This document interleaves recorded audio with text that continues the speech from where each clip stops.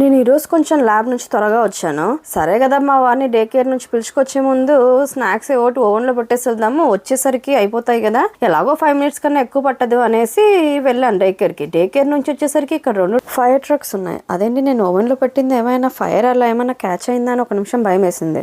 But ఆ 2వ truck ఎదురు సందులోకి తిరిగింది కాబట్టి అమ్మయ్య అనుకుని ఏం జరిగిందా చూద్దాం అని అలా దగ్గరికి వెళ్ళాము. బట్ అక్కడ చూస్తే ఏం జరుగుతుందో ఏంటో అయితే అర్థం అవ్వలేదు. బట్ మేము వచ్చిన టైంకి మాత్రం అక్కడ ఆగున్న కార్స్ దగ్గర మాత్రం ఏదో చేశారు. ఇంక వెంటనే రిటర్న్ వెళ్ళిపోతున్నారు. బట్ క్రాస్ అవ్వాలంటే ఆ ఫైర్ ట్రక్ రిటర్న్ తీసుకుంటుంది. రిటర్న్ తీసుకునేంత వరకు వెయిట్ చేసి క్రాస్ అయ్యాము.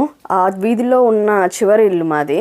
బట్ ఫైర్ ట్రక్స్ మాత్రం మెరుపు తీగల్లాగా 5 నుంచి 7 నిమిషాల్లో వచ్చేసాయి. 2 నిమిషాల్లో పని చేసుకున్నాయి, బై బై చెప్పేస్తున్నాయండి. ఎక్కడా తగ్గకుండా కొరియాలో ఇంత ఫాస్ట్ గా ఎమర్జెన్సీ సర్వీస్ జరగడానికి ట్రాఫిక్ రూల్స్ కారణం అండి. ఆ ట్రాఫిక్ రూల్స్ మీద మీకు త్వరలో వీడియో చేస్తాను.